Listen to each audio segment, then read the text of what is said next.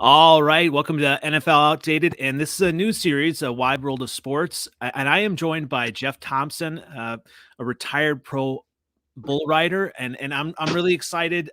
We connected on Twitter over the Cowboys, and I'm really excited to kind of learn about kind of what you have experienced. Thanks for joining me today. Oh, thank you for having me. So we can kind of get right into it. And we were talking a little bit offline about kind of bull riding and stuff. But take me back. How did you first get into bull riding? Well, my dad was a bull rider, and so I was like 3 years old, and he stuck me on my first calf, and and then it kind of went from there. By the time I was 12 years old, I was getting on bulls, and went into the high school circuit. I rode high school and college, and then was professional after high school also. Yeah, and so we were talking offline. What years did your career span then? I went professional in '86, and I retired in 2004. And so in that time, like how did you see the sport change? Well, the sport really didn't change a whole lot until later in my career. Basically, whenever the vest that they wear now that came into implementation there at the last couple of years I was riding. And it was still just a voluntary thing, whether or not if you wanted to wear it. Now they pretty much require it. The helmets, they still really hadn't caught on a whole lot because of finding the right material, I guess you could say. Actually retired three different times, and each time that I would retire, I would go get checked out, and whenever I'd go back, I'd get checked out, and that was one of the things that my doctor asked me if I was going to wear the helmet, and he highly suggested that I didn't because the neck is the weakest muscle in the body, and he said any extra weight on your head, is bad. That's interesting. Yeah. So like there was a helmet being made, but then the doctor at that time said, that it was not necessarily a good thing. Right. Yeah, because like I said, at that particular time they haven't perfected it. Now they have a really lightweight uh, helmet. That's pretty strong and sturdy, and will hold up to any of the impact that you may have. Right. Right. You said you retired in 2004, and we just talked offline. You were prior to the PBR. Talk a little bit about and obviously that the circuit and how that worked before the PBR. Yeah, the that one of the big things is that the advertising money wasn't there. So Yeah. I mean, my best year was probably in '87. I made $80,000, and nowadays, you're making millions. You know, so yeah, that's one of the big changes there, and which is good for the sport. Hmm. With all the advertising and everything, and all of the, I guess, the new fascination with it. I know Lane Frost with the movie 8 Seconds. That Yep. after that movie came out, there was a huge output in the rodeo. Yeah, I mean that I remember watching that, and I mean how accurate was that? When you talk. That was very accurate. I actually rode with Lane Frost. Mm, That was back in my time, Lane Frost, Jim Sharp, Tuff Edelman, and all that. Um, has a pretty funny story with that, but yeah, but it was very accurate as far as how the just some of the things you go through. I mean, you'll walk into a bar after a rodeo or something, it's just everybody surrounds you. So, it's it's it's definitely you're in the limelight, and and that's one of the hard things to walk away from. I can imagine. Yeah. So you talked about a story with that. What is the story that goes along with that? Well, we were down in Del Rio. They have a big bull riding down there in Del Rio called the Super Bull. And so me and Scott Lennon, my traveling partner that I had, we were down there, and Lane Frost, and all of them were down there. And so afterwards, I'd won the last go around. Won like $1,800. And Lane had won a couple of to go arounds and everything. So afterwards, we went out to Mexico. Went over to Mexico, went up to Boys Town and everything. So we were in the bar, and of course, all the girls sitting on our laps and everything. You go in, you put your money in different pockets. That way, you don't have all your money in one spot. Yeah. Well, got this one, took her back in the back room and everything. And so afterwards, I said, okay, it'll be $20, and I went to pay her the $20, and she went in the bathroom. All I had on me was $2. They done pickpocketed all my money. So laid the $2 on the bed, went back in the bar, and told them, says, man, let's go. We got to go. So they were kind of wondering what was going on. Well, Scott knew, he was my traveling partner. He knew when I said, let's go, something was wrong. So we all hauled ass, or hauled up to the truck and everything. We were in two different trucks. And we got back to the border. We had to pay to get across the border, and we all chipped Wow. in, and we had like a nickel left over between all of us. Wow. Cleaned us all out.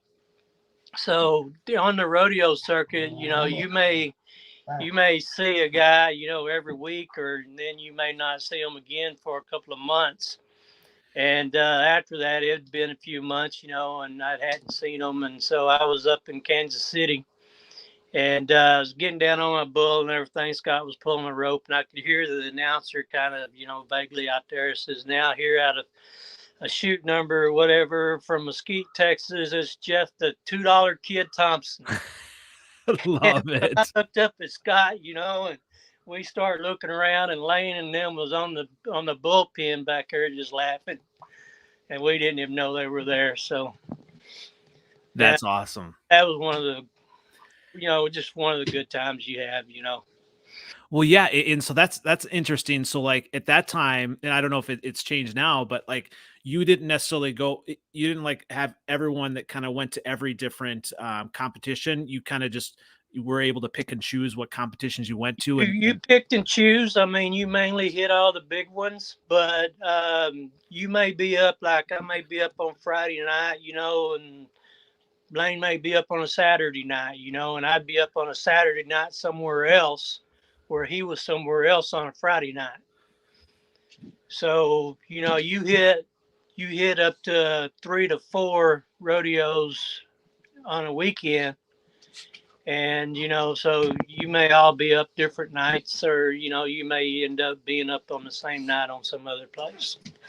So yeah, I mean, with that, then I mean, did when you looked at your schedule, did you kind of look at maybe the competitors are going to be there, or how did you choose your You don't know who's going to be there. Okay, yeah. Basically, what I always looked at was what stock producer had the bulls.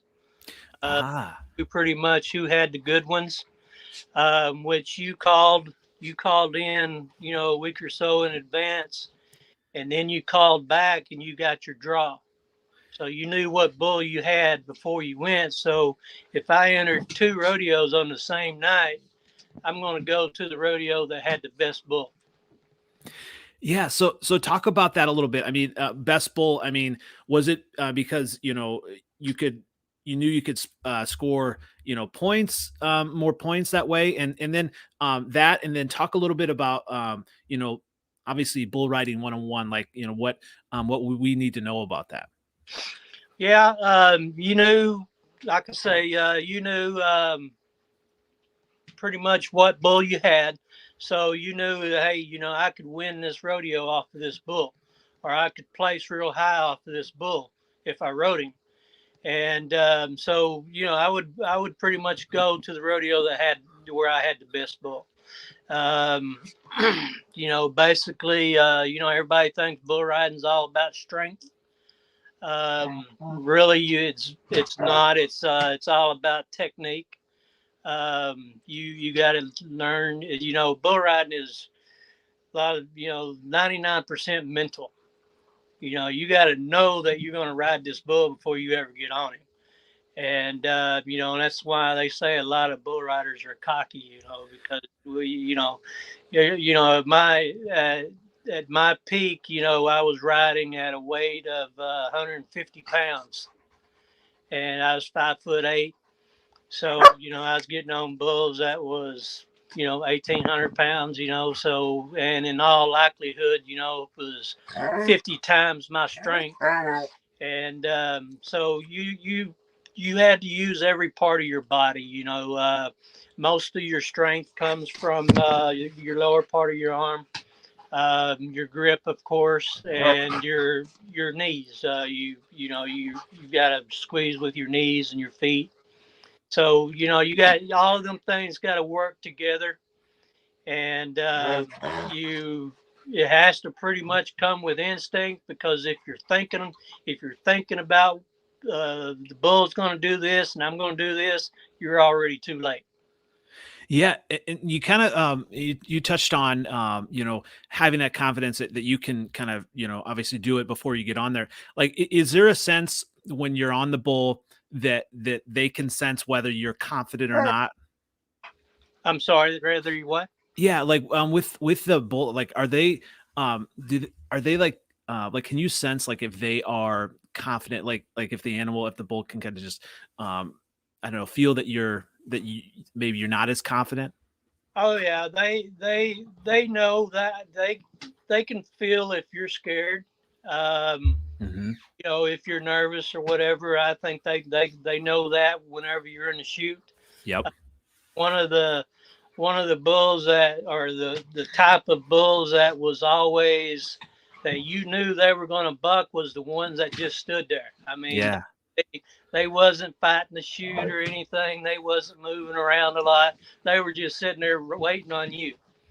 And all your movements inside the chute has to be real slow, because these bulls have all been around. They know when you're about to nod your head.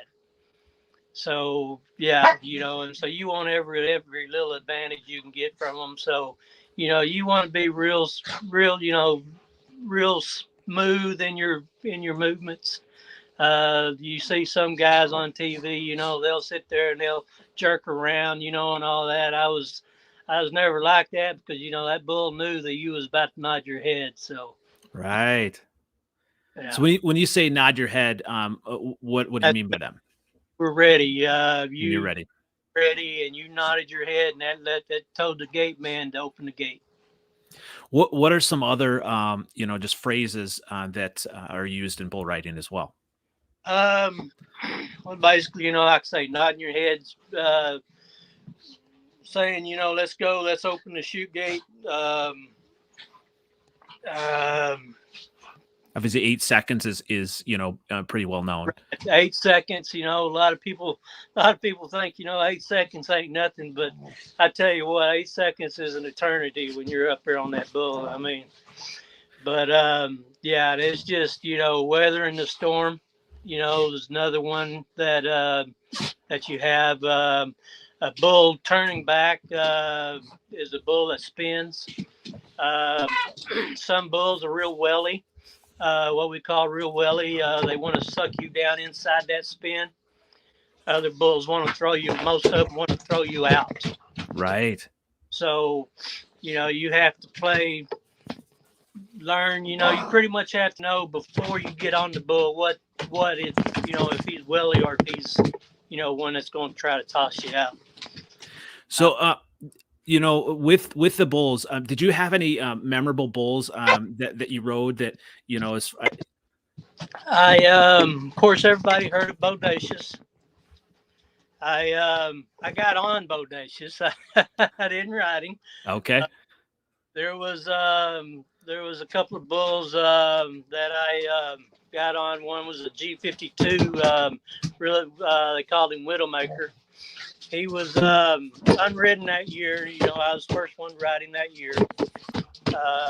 Scored like 91 points off of him, and that was back when 90-point ride was something pretty special because it didn't come around that often.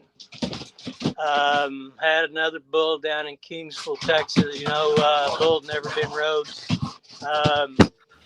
Came back, turned back both ways, and rode him. Excuse me, y'all quit. No. My service dog down there, he's being kind of rowdy. Yeah, it looks like you haven't gotten away from rowdy animals. Yeah. Excuse me now? You haven't gotten away from rowdy animals. I still couldn't hear you. Oh, can you hear me now? Yeah. You haven't gotten away from rowdy animals, sounds like. No, not by. I don't think you ever do. I have a little tweenie, and he's 15 years old, and my service dog, he's a Belgian Malinois. He'll be 2 at the end of January, so he's still got a lot of that playfulness in him. Yeah.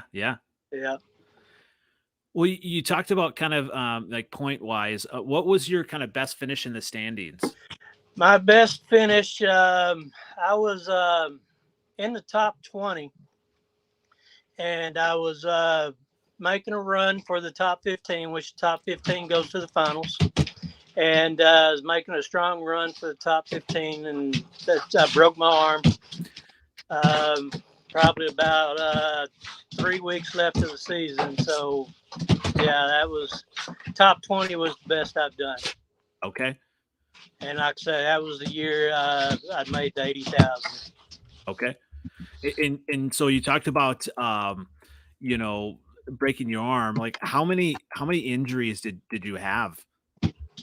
How many what? How many injuries did you have, overall? I was fortunate, and I think that's why I was able to ride as long as I did. I was fortunate to where I didn't have a whole lot of serious injuries. What I call serious injuries.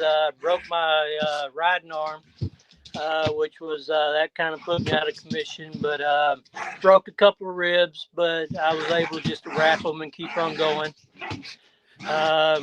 Toward some ligaments in my ankle, and everything. Just like I say, wrapped them up, kept on going. One of the things that kind of made me decide to hang it up was I was at the circuit finals, and I pulled my groin pretty bad, almost to the point of tearing.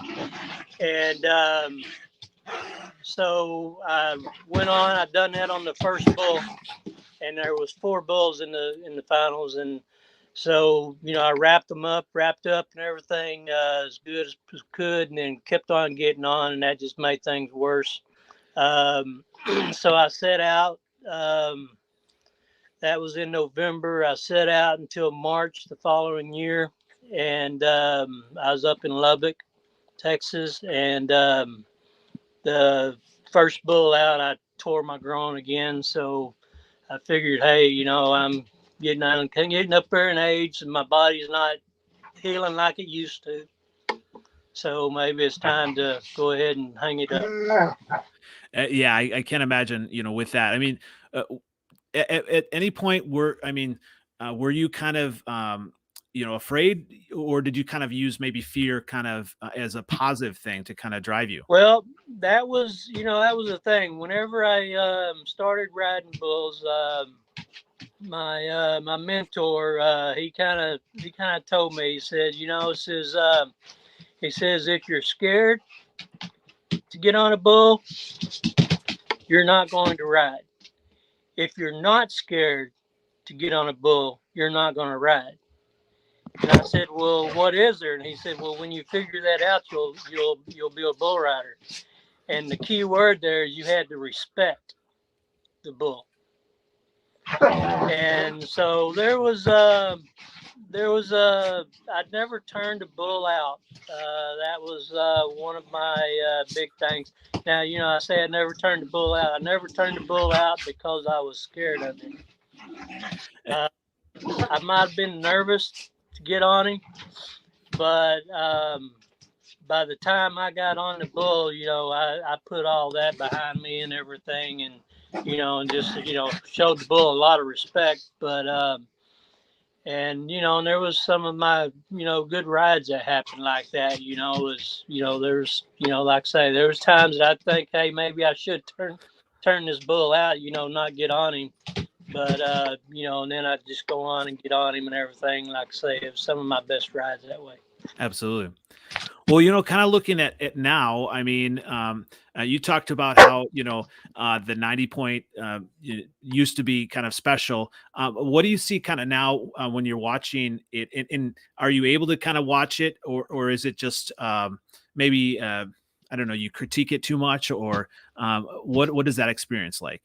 Well, tell you the truth, I don't watch it a whole lot anymore. That was one of my things. Like I said, I retired 3 times, and that was always one of my things is that I would start watching it, and say, "Man, I could still do this," and I'd get back out there. So I pretty much quit going to rodeos, quit watching, but I will watch one now every now and then because I know I'm too old to do it. But yeah, now there's a lot of good bulls out there, especially in the PBR. There's some of the top bulls around in the PBR. These guys, I mean, they really make a hand out of it, riding these bulls. I think that's one of the bad thing about the PBR is that it deplenished the PRCA. They had the PRCA finals just here earlier in the month. And some of the bulls I watched a couple of the bulls. My daughter went and she filmed some of it, and sent me and you could see that a lot of the bulls that was there at the NFR, was nothing like the bulls that was used to be there before the PBR came around. But the PBR now though is what pays the big money. That's what draws all the people. And just the bull riding fanatics and everything, and they put on a great show. Well, talking about kind of, you know, obviously, from now, going back then, what was the training like for bull riding back then? And have you heard, like, I mean, how it's changed at all, or? Well, there really hasn't changed a whole lot. I mean, because there's not a whole lot of training you can do really. You have what we call buckouts, which is the practice pen. You'll go and get on some practice bulls and everything, and you may have rodeos on Thursday, Friday, Saturday. Then your practice pens are usually open on Tuesdays and Wednesdays. So you may just be rodeoing on the weekends, but it's just like everything else. You're preparing all week. There's of course you jog to keep your stamina up. As far as I never lifted weights, what I did was I got me an old broom handle and drilled a hole in the middle, tied a long shoestring that you get from work boots, and tied it in there, and then put it on a 10-pound weight, and then you kind of just twist it with your hands, build up your arms and everything that way. And another thing we'd do was we'd be sitting around like in a hotel room or something, me and Scott, traveling partner, and we'd have a basketball between our knees, squeezing it, and just every once in a while, one of us would walk by and hit it, and you couldn't let them knock it out, so strengthen up your legs that way. Interesting. Yeah, that kind of reminds me, for NFL football. I mean, the big thing is like holding the football, and now trying to knock that out. And interesting. Yeah. Yeah. And and we talked a little bit, kind of prior. We talked about some injuries, and talked a little bit about maybe some lasting effects with maybe CTE. Yes. Like I said, I had 23 concussions throughout my career. I was knocked out 12 times. Actually, medically, I died during one of them times.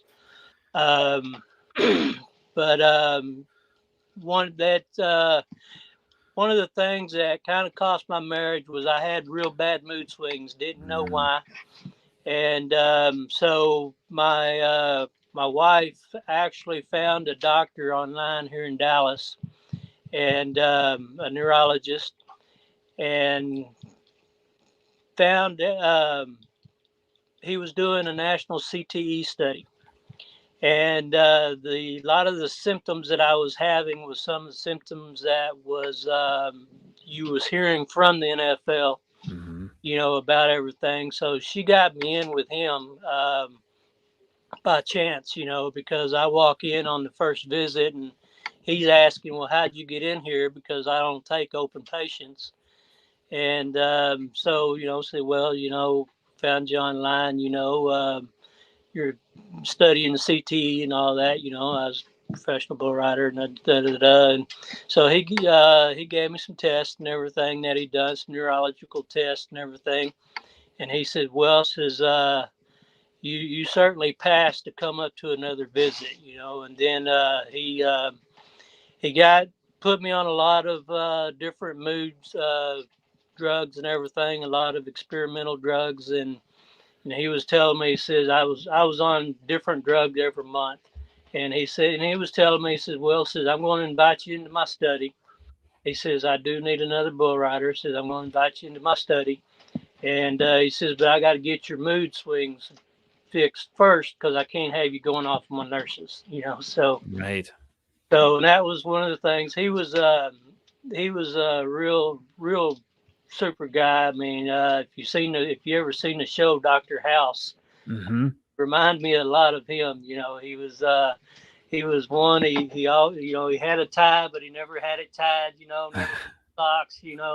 Just laid back guy. And he had about 7 or 8 student doctors with him at all times, and he sat there and he said, and he kind of looked at him. He said, "Here, watch this." And he asked me. He says, "Now, if you knew then what you know now, would you have still done this?" And I told him, I said, "Sure, I would have." I said, "I believe that's what made me who I am today, and I have, I love who I am." And I said, I would never change or trade the memories for nothing. And he looked back at the doctors and he said, "Well," he says, "what? That's what I like about my bull riders. They all have the Superman mentality to them." He said, "What was that? What that football player say yesterday?" And he said, "Well, they said they'd never played football, so which he was seeing a lot of NFL people." Yeah, it's so interesting kind of looking back, I remember, I got a couple concussions, playing high school football and everything. And just how things are, addressed now and as opposed to, you know, how they were and the things they're looked at. And I think it's important to definitely look at that. Exactly. I mean, nowadays, and that's one of the big things that it's changed, and I'm glad that it has changed, is they're taking the concussion more serious. Back when I was riding, one of the reasons why I had so many was, I'd have a concussion on Friday. Well, I was back to riding on Saturday. And of course, one of the things is once you have a concussion, the easier it is to get another one. And nowadays, especially in football, you have to sit out, for a week or so until you're cleared. And back then you never was cleared. I mean, there was times I didn't even go to the doctor. I didn't even go to the hospital. Well, yeah, and I'm guessing, were you just kind of paid by tournament? I mean, you didn't have a salary, right? You were kind of paid. Exactly. I Yep. mean, if you didn't win, if you didn't place at a rodeo, you didn't win money. So I mean, you were pretty much, like I said. I was riding with broken ribs. I rode with broken jaw and torn ligaments in my ankle. I was on crutches and would get on my bull and then have the bullfighters bring my crutches that whenever I'd hit the ground. Wow. Or they are having carry me to the fence, and then somebody bring me my crutches. So, Wow. it was one of the things. If you didn't ride and you didn't place, you didn't get paid. Yeah. Yeah. And obviously, with, football or with the salary, it's different because you have that. But, I'm sure it was kind of just a fighting mentality. Right. Yeah, it was. You were pretty much considered an independent contractor, and and that was one of the things. Now people ask me, they say, "Well, are you compensated for your CTE from the?" I said, "Well, no. There's no compensation. Like there is in NFL. Because you were pretty much an independent contractor. Yeah. Cause there was no union or anything, right? No, Yep. no. Yep. Well, I definitely appreciate you kind of sharing a little bit about that. Wanted to transition into it's definitely been up and down. Tell us, a little bit about your excitement for the Dallas Cowboys this year. And obviously, it has been an interesting ride, we'll say. Yes, it has. It's it's been a great year. Micah Parson, is like who would have ever thought, what we were getting when they drafted him. And Dan Quinn, man, he's came in and really turned this defense around, and the defensive plan lights out. I compare this defense here, a lot to the '90s defense when Jimmy Johnson and Dave Wanstead was there. Mhm. Some people are even comparing them to the Doomsday defense from the '70s. Oh wow. So I wouldn't have went that far with it, because I think the Doomsday defense, the Steel Curtain, the Orange Crush, and that '85 Bears defense, I don't think anybody from today's NFL can touch that defense. But the Cowboys they're definitely peaking at the right time, and we were all kind of worried about Dak there for a while, during that losing streak we had. But, he certainly proved in that Washington game that he's back on track. Yeah, and I'm sure as a Dallas fan, for so long, the defense has been the issue, and now you have a solid defense, and I'm sure it was a little bit frustrating for a little bit to see, you know, Dak being, in a little bit of a slump offensively. Right. Yes. That was one of the things. It's like we started off uh, so well. Tampa Bay game was close. Then we went on that win streak there after that. Dak was playing lights out, was putting up 30, 40 points a game. And then, it's like, boom, it was just lights out, none of that thing. We couldn't move the ball. And it's like, oh, no, not again. It's like, we play so well, and then we just disappear, and get your hopes up for nothing. But I really think this team, I think it really, if it stays on track, it's got a big chance in the playoffs. Yeah, I mean, when you look at it, defensively, offensively, I mean, all the pieces are there. Really, I'm not sure if the only team that would really scare you would be the Packers with Aaron Rodgers, but I mean, they're right there. Right, yeah. And, watching that game that the Packers played this past weekend, it's watch that game, it's like, man, there's a lot of flaws on that team. Mhm. I'm not for sure that we couldn't take advantage of that. And of course, with Trayvon Diggs, he kind of closes off one half of the field, kind of like Deion Sanders did back in the day. Well, as a Bears fan, I definitely hope the Cowboys take advantage of the Packers. So Yes, yeah. I so do I. Aaron Rodgers has burned us too many times in the playoffs, and yeah, I would definitely like to see that too. And I think they're talking about, of course, one of the first rounds could be against the Vikings. They make it in there, so and that was a team we beat once already. So you know, which just because you beat them once don't mean you can beat them again. But like I say, I think we're gelling at the right time, and I think with the weapons we have on offense, I don't think there's enough corners in the league to cover them all. Because who you going to double up on? If you double up on Cooper, and you got Lamb and Gallup, and you can't take them all out. And then you got Schultz. So Zeke, I'm kind of worried about him, but he looked pretty good against Washington Sunday, and then you have Pollard also, so. I think, like you said, offensively, defensively, and special teams haven't got any action. So I think we're pretty sound all the way if we can keep it going. Well, I'm definitely rooting for the Cowboys, and I appreciate you coming on. I've definitely learned a lot from this, and definitely want to continue connect on Twitter, so everyone can find you where again? On Twitter, it's what is it? CWBY68. Okay, perfect. Yeah, so that's I think that's what my Twitter name is. Awesome. But yeah, so yeah, I really enjoyed this. Thanks for having me. Absolutely. And really enjoy your show. Thanks again. Once again, this has been NFL Outdated Wide World of Sports series, and thanks again, Jeff. Thank you.